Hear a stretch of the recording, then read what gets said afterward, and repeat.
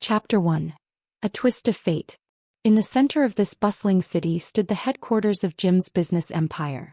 From the spacious and bright floor-to-ceiling windows, the hustle and bustle of the entire city was in full view.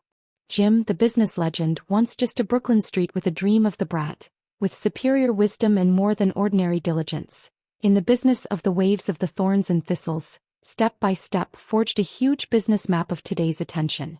Thinking back to the past, the corners of Jim's mouth involuntarily rose, his eyes full of warmth and nostalgia. Once he was not only in the career of the spring breeze, family life is even more happy and fulfilling. Every weekend the family would always gather in the manor house located in the suburbs to spend cozy time together.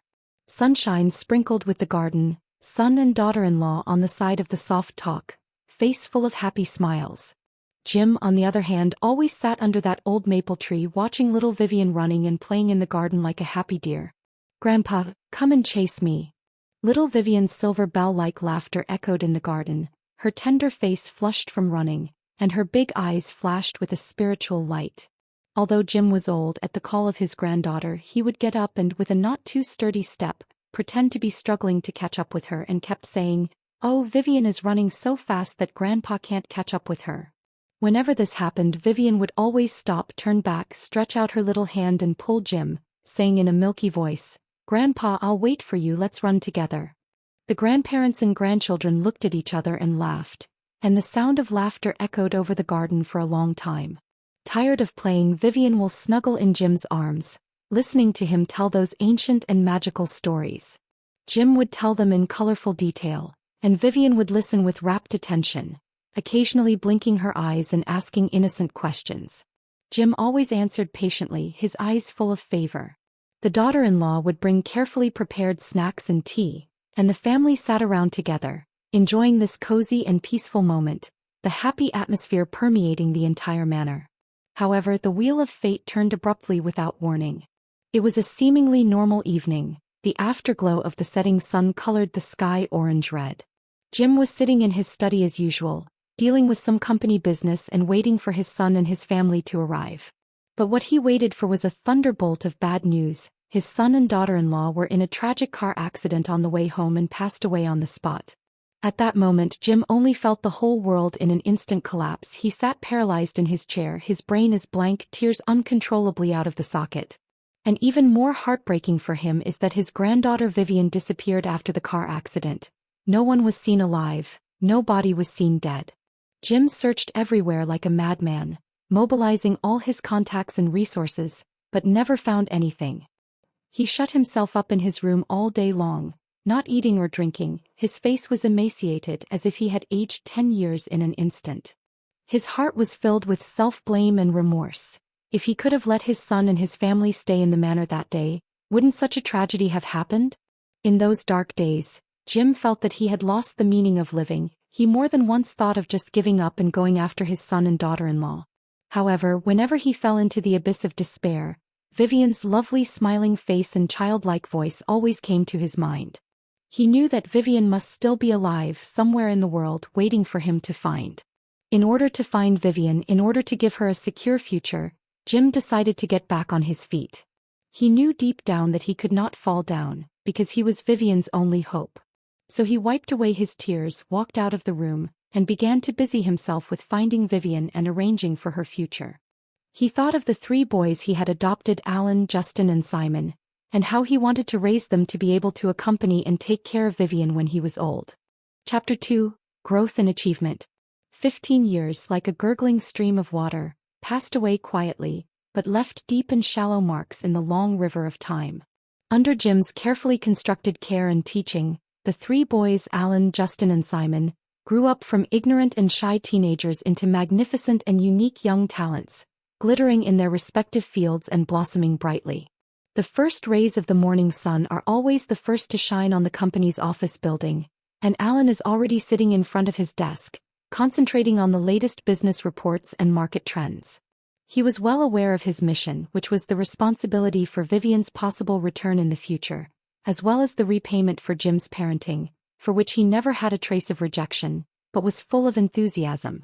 From the day he entered the company, he made up his mind to break into a world of his own in the business field. He came to the company early in the morning and left at the end of the day, not missing any opportunity to learn and grow. When encountering tricky business problems, he always took the initiative to volunteer in-depth research, with a keen insight into business and decisive decision-making ability, time and again to complete the task, and gradually emerged in the company, became Jim's most capable assistant.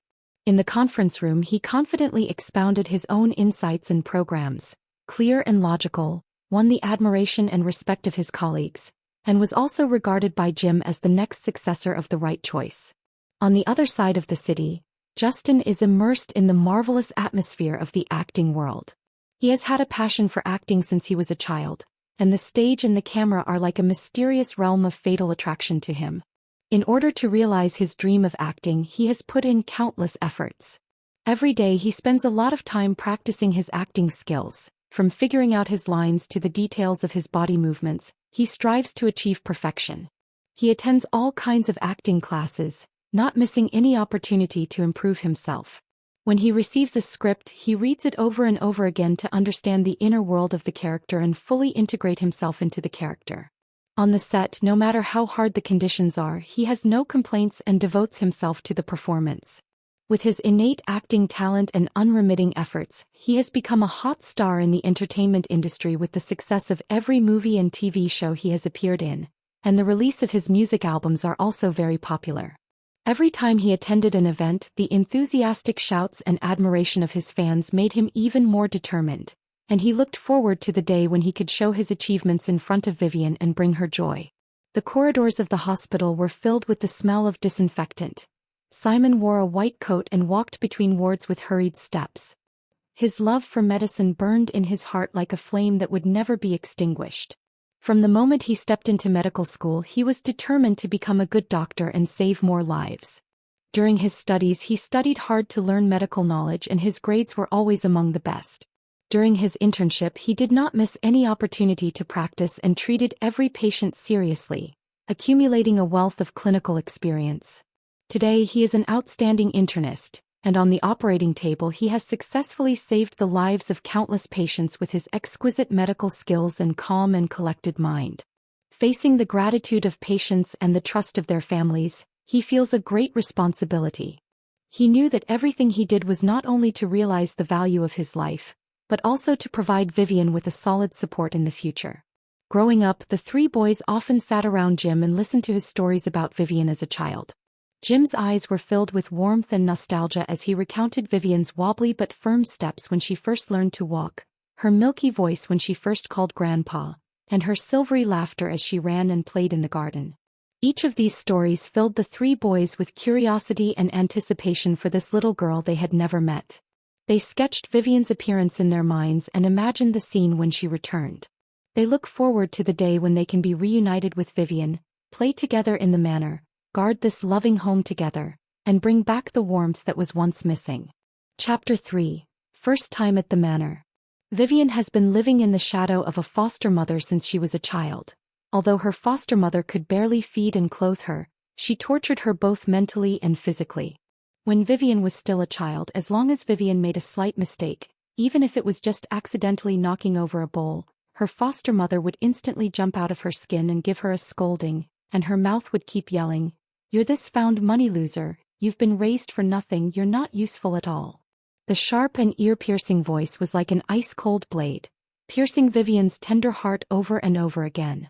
Ever since she knew Vivian had been repeatedly instilled with the fact that she was adopted, and her adoptive mother often threatened fiercely, "In the future, you must go out to work to subsidize your family, or else I'll throw you out now and leave you to fend for yourself." Fear and insecurity hung over her like a haze.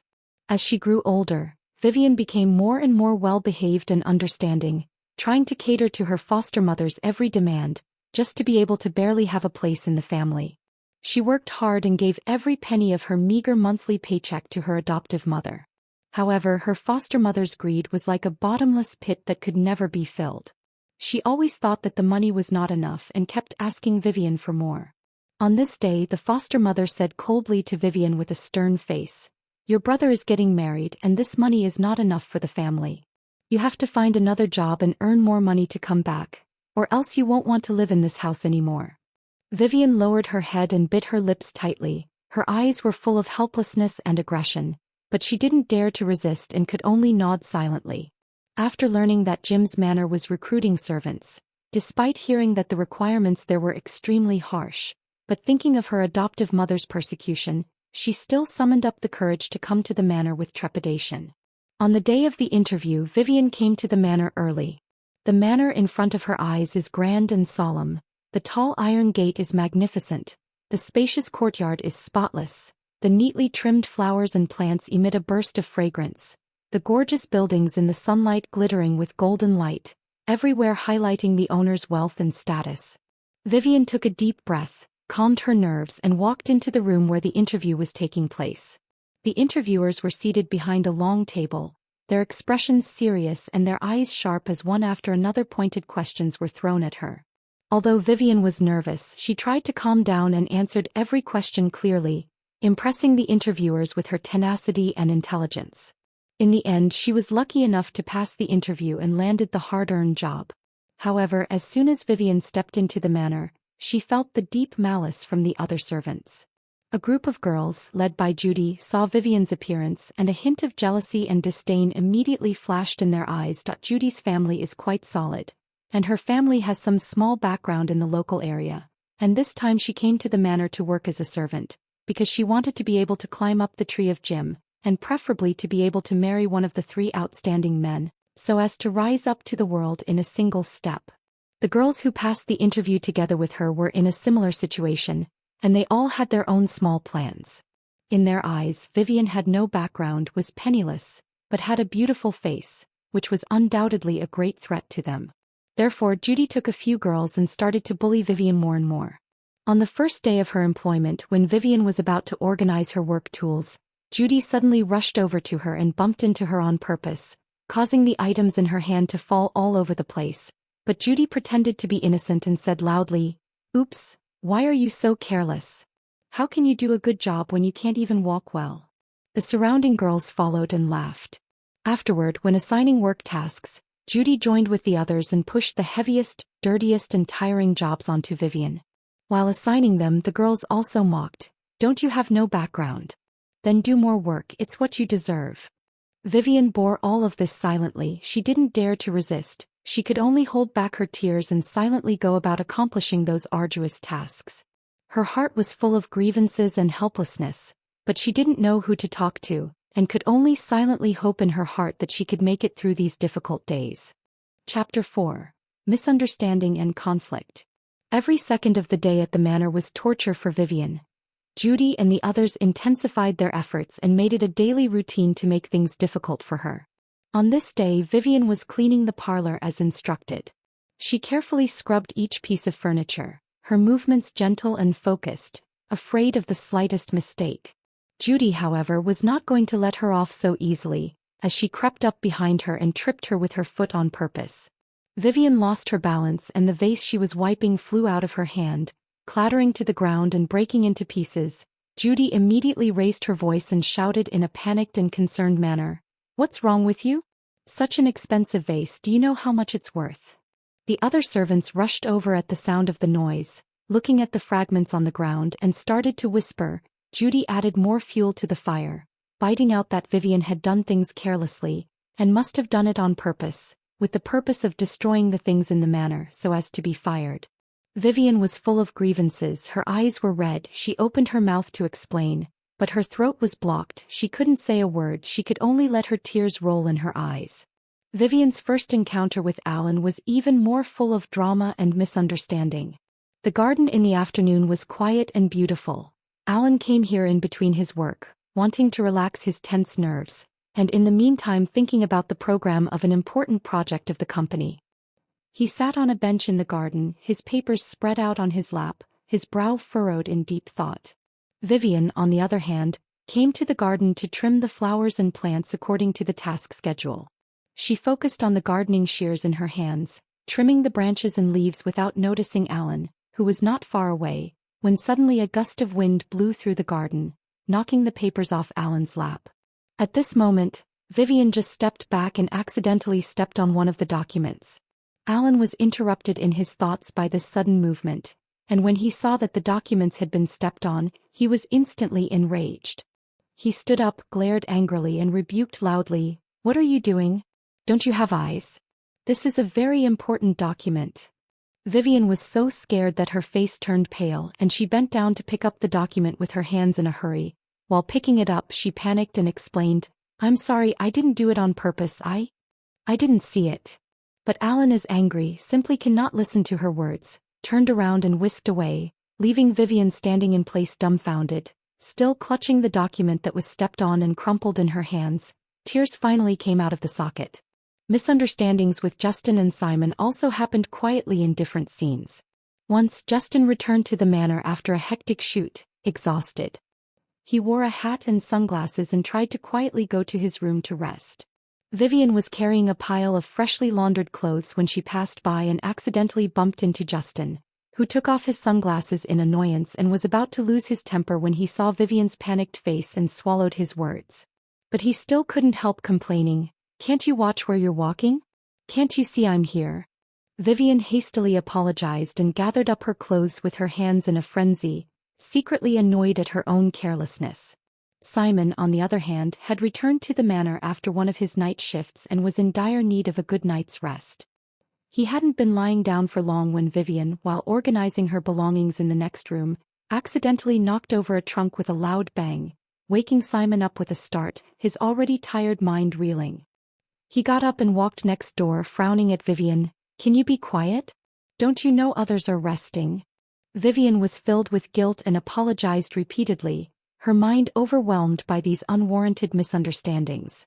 However, over time, Justin and Simon gradually realized Vivian's kindness and innocence in their contact with her. Once Justin was accidentally injured during the shooting of a difficult action scene, and his knee scraped a large piece of skin with blood pouring out. Vivian happened to be passing by, and when she saw this scene she ran over without hesitation, took out her clean handkerchief from her pocket, carefully wiped the wound for Justin and asked anxiously, "How are you? Does it hurt? I'll help you treat it briefly first. We have to find a doctor to take a look at it quickly." Her concerned eyes and sincere behavior warmed Justin's heart, and the previous misunderstanding instantly disappeared. Simon returned to the manor exhausted after one of his night shifts. His whole body was so tired that he was almost unsteady on his feet. When Vivian saw this, she rushed to the kitchen and brewed a cup of steaming hot tea for him, and also thoughtfully prepared some snacks. She brought the tea and snacks to Simon and said softly, "Doctor, you've worked hard, have a cup of tea, eat something and take a rest." Simon took the cup of tea and felt the warmth. Looking at Vivian's sincere smiling face, his heart was filled with emotion, and his previous dissatisfaction with her had long been thrown away. However, the bullying of Vivian by Judy and the others intensified. One day, when Judy was helping Vivian to organize her clothes, she spotted a necklace with a ring around Vivian's neck. The ring had a unique style and shone mysteriously under the sunlight. Judy's jealousy instantly burned. She grabbed the necklace and said fiercely, "How can a poor man like you deserve such a beautiful ring?" Vivian's eyes widened in horror as she reached out to grab it, pleading, "Please give it back to me, it's very important to me." But Judy yanked hard and the necklace was in her hands. She proudly put the ring on her own hand and showed it off to the other girls. "See, this is what suits me." Vivian looked at her empty neck, tears came out like a dike, she hated it and swore in her heart, "Sooner or later one day I will get the ring back." Chapter 5. The Storm Caused by the Ring. In the garden of the manor in the late afternoon, the sunlight through the luxuriant branches and leaves, shedding dappled light and shadow on the stone path. A small social gathering was quietly held here, and the famous and noble guests of the manor were in groups of 3 or 2, holding exquisite crystal wine glasses, talking softly, and the laughter echoed in the air. Jim weaved in and out of the crowd with a gentle demeanor, exchanging pleasantries and greetings with his old friends. Inadvertently, his eyes swept to Judy not far away. That moment, his footsteps violently stopped, the whole person as if struck by lightning. The ring on Judy's finger, in the daylight, exudes a familiar and dazzling light, piercing his eyes. That ring was the precious token that he had personally selected and given to his son as a wedding gift, which he later passed on to his daughter-in-law. Jim's breathing steepened and his heart began to beat wildly and uncontrollably. He took a few steps to Judy, his voice trembled with incredulous excitement.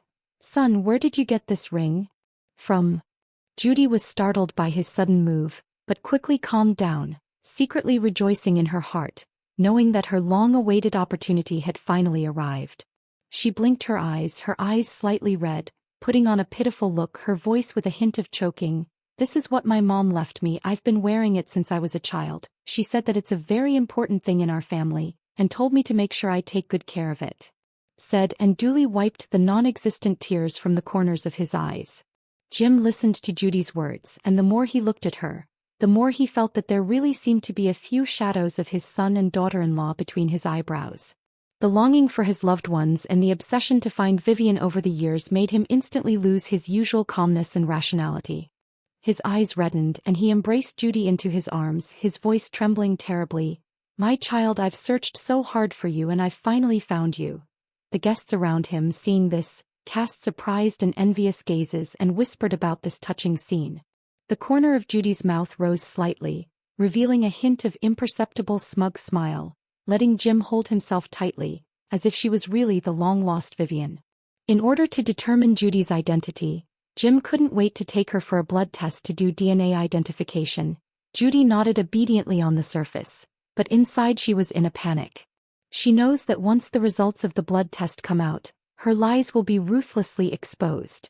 So she anxiously began to move around, using her family's so-called connections, and after asking around she finally contacted Vivian's adoptive mother.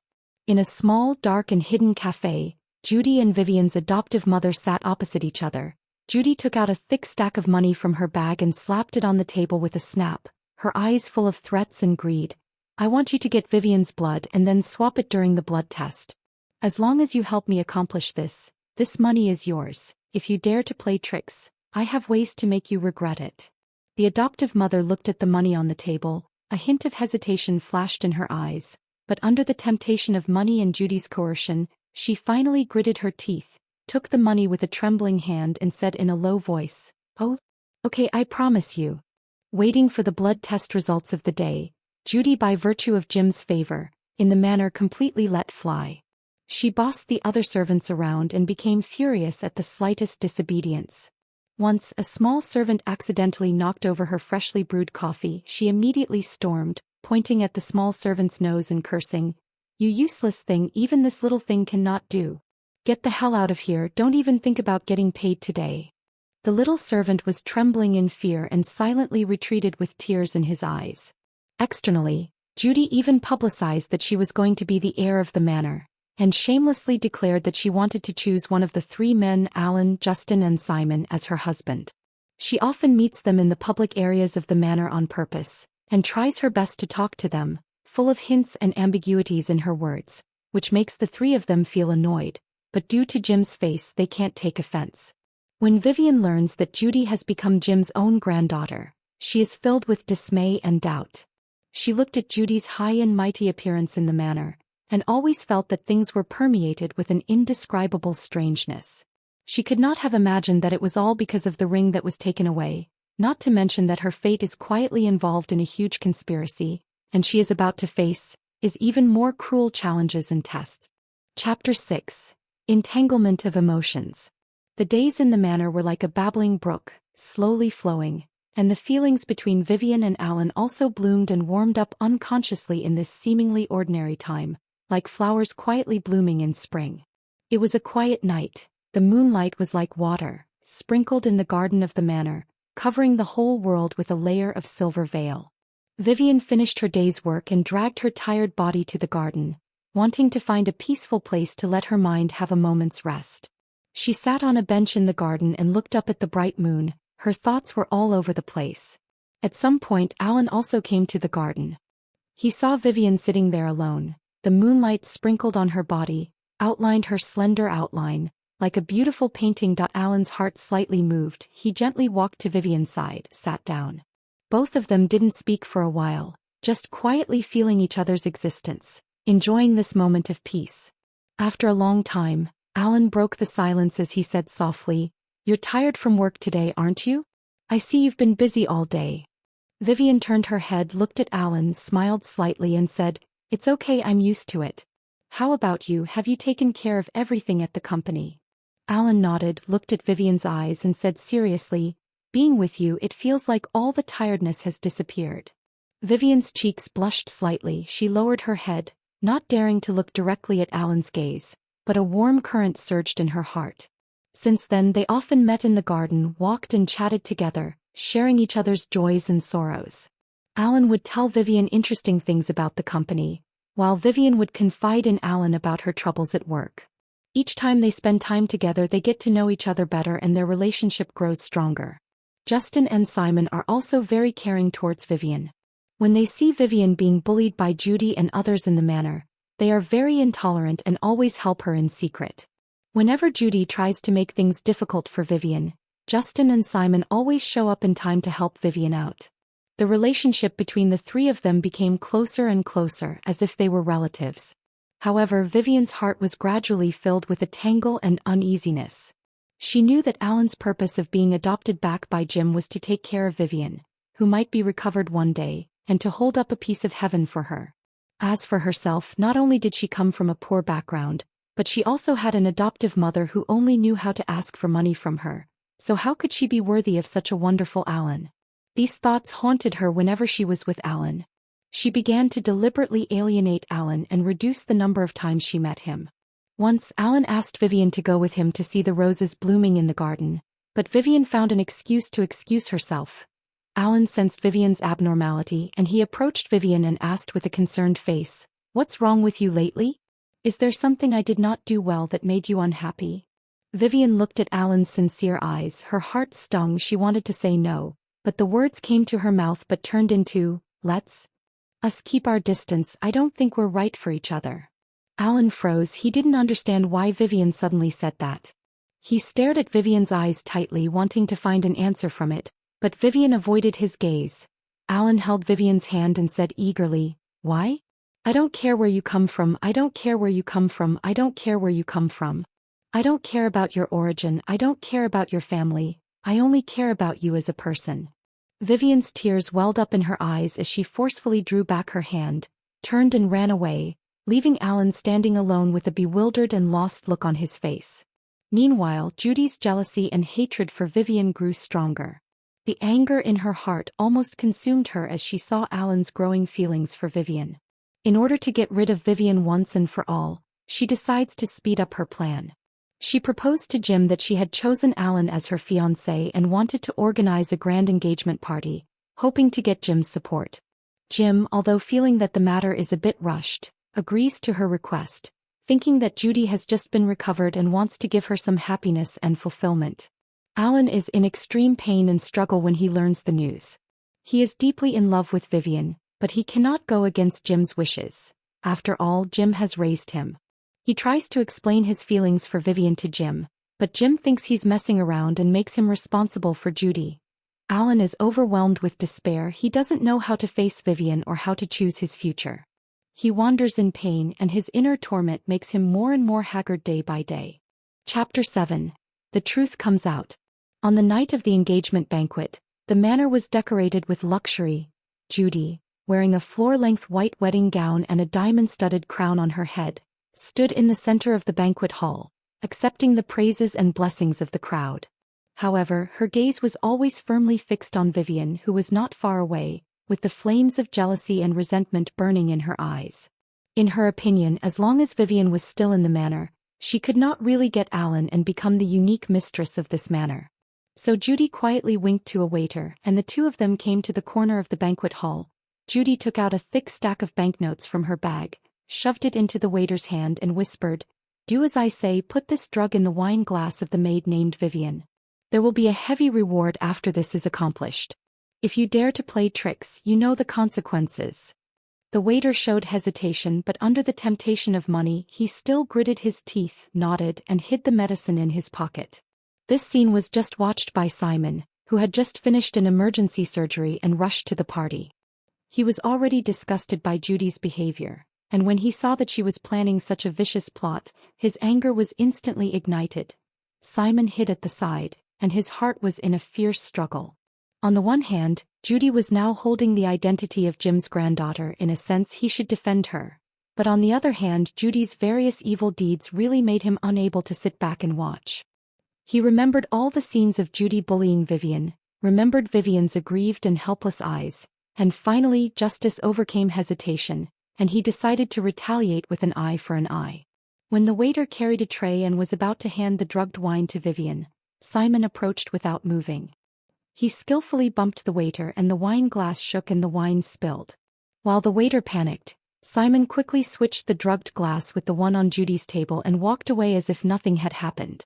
Vivian was unaware of all this and was talking with Alan and Justin. Despite the pain in her heart over Judy and Alan's engagement, she forced a smile on her face, not wanting to ruin what seemed to be a joyful atmosphere.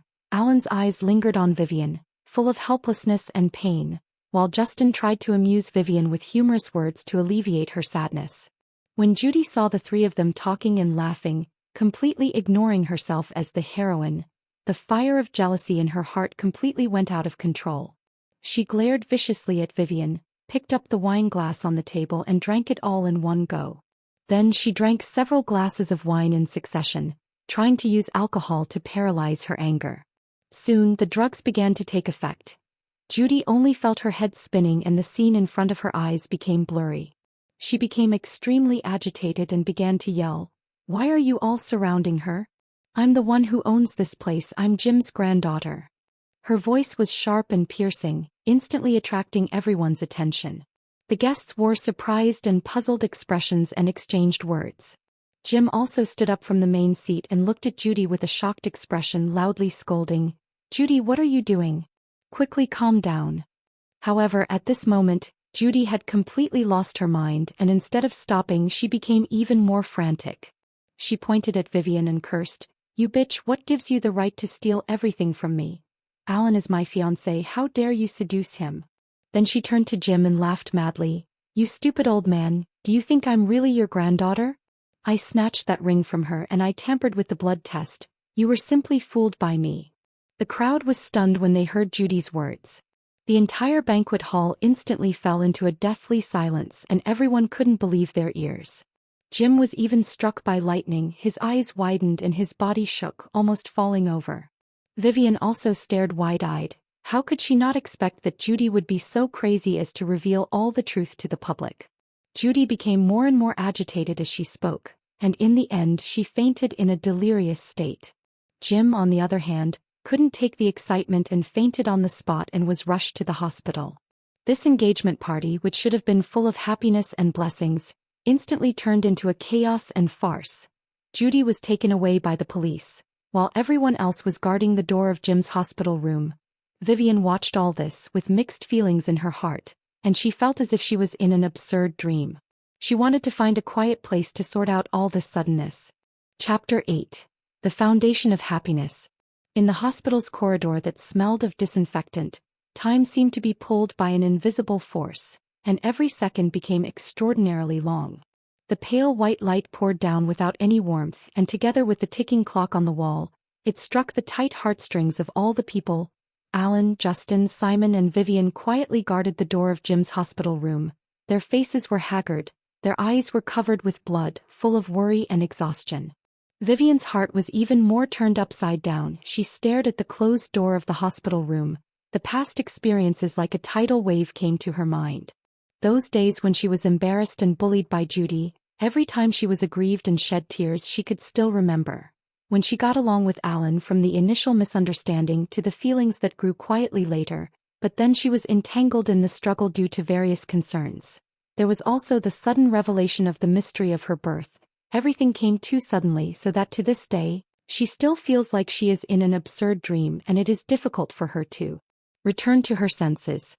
She knew that she was like a lonely boat drifting in the stormy waves for a long time, and at this moment she finally saw the warm light of the harbor. I don't know how long it took. The door of the hospital room slowly swayed, making a small sound. The doctor stepped out with a steady pace, and the crowd, as if moved by an invisible thread, instantly gathered around, their eyes full of anticipation and anxiety, as if behind that door hid all their hopes. The doctor lifted his hand to remove the mask. A trace of relief surfaced on his face and said, "The patient is out of life-threatening danger, but he still needs to rest and recuperate, and the next recovery is also very crucial." Hearing this, the tense atmosphere instantly loosened, and everyone let out a long breath of relief, their high-hanging hearts finally falling back into place.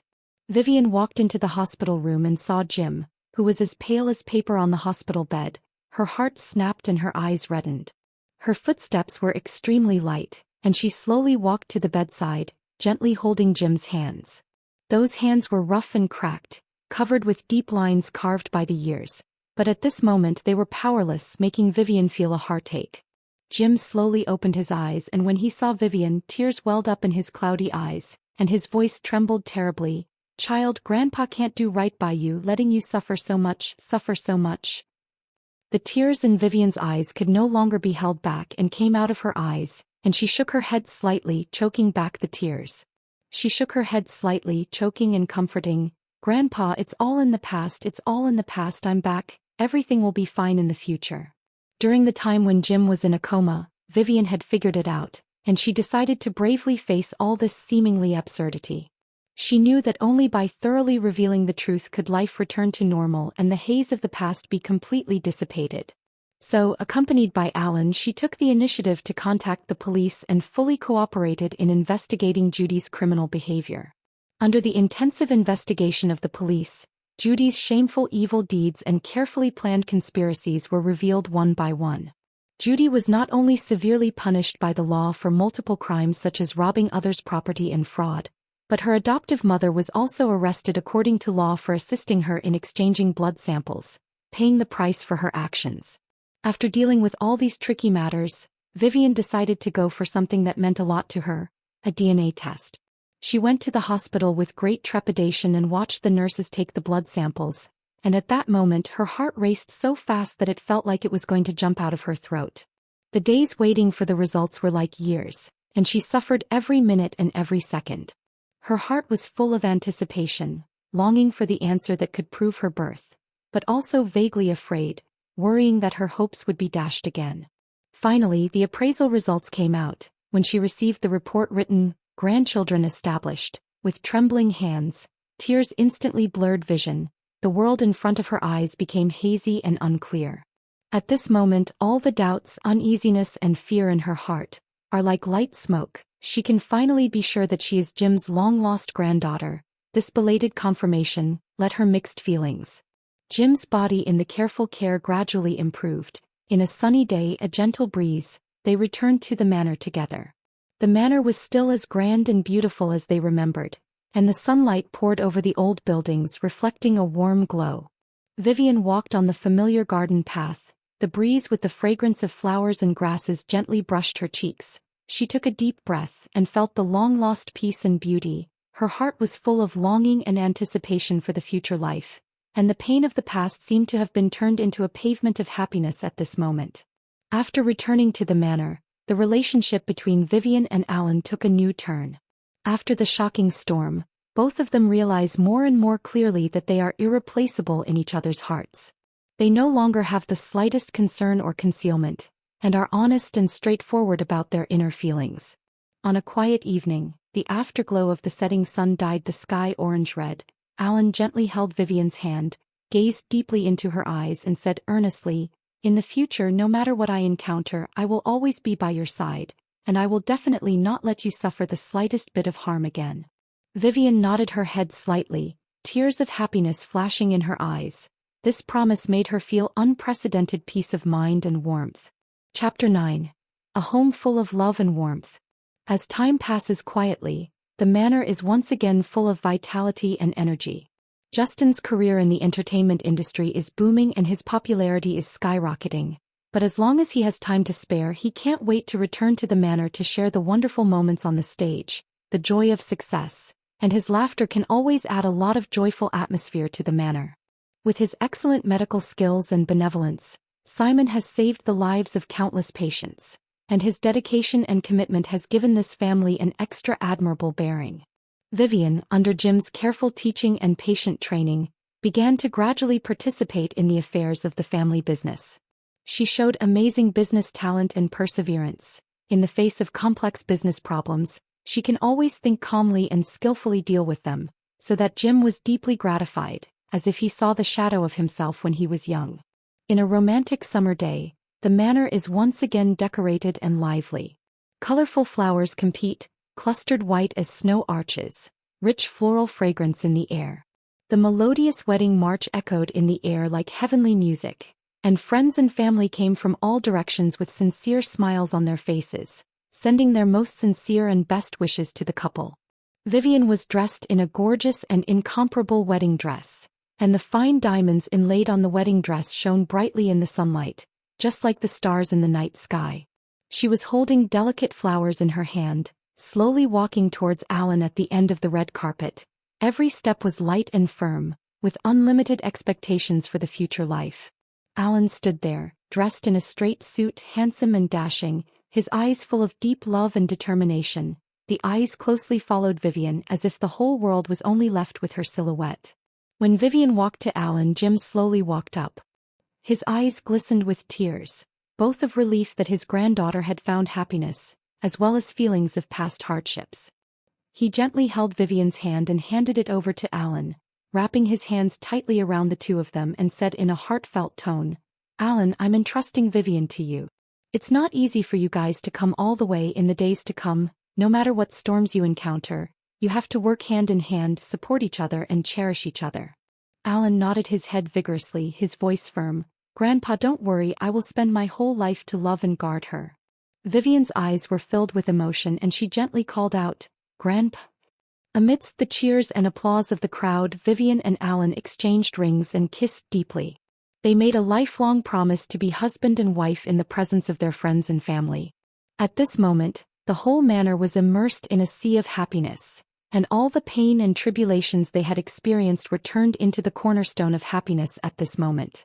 After the wedding, Vivian and Alan held hands and strolled in the garden of the manor. The moonlight poured down like water, gently sprinkling on them, sketching a sweet and beautiful silhouette for them.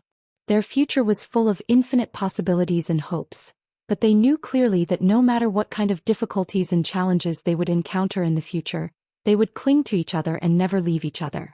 Because they have each other, they have this home full of love and warmth. This love will become their solid shield against all the storms.